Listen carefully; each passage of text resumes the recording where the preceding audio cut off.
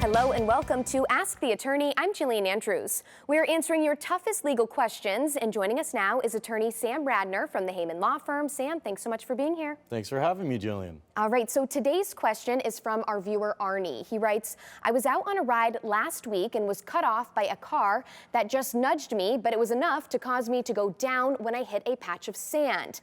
How is blame assigned in this type of scenario, and what can I do about it? I was hospitalized for the injuries from the accident. The driver who nudged you, that's the primary cause and the most direct cause of your accident.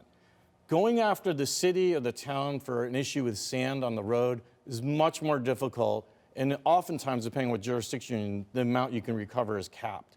So you want to make sure you're making the best case and developing the best evidence against the driver that nudged you. I ride a motorcycle. I know what it's like to hit these patches of sand. It's really tough, right? But they're everywhere, and we as motorcyclists know that. So you got to direct your attention to the primary cause, that person who nudged you onto that patch. And then you might have a recovery. Sure, and what do you do if you're not sure who that person was, if they drove away following the accident? Okay, if they fled the scene, you have to circle back to your own coverage for something called uninsured motorist coverage. And that's a coverage you can buy in any amount that protects you and your family in case there's a driver who hits you doesn't have enough coverage, or in this case, if they fled the scene. Now, we don't know in the question whether he fled the scene, but just in case they fled the scene, you still have recourse to recover for your personal injuries. All right, Sam, that's all we have time for today. Thanks so much for being here.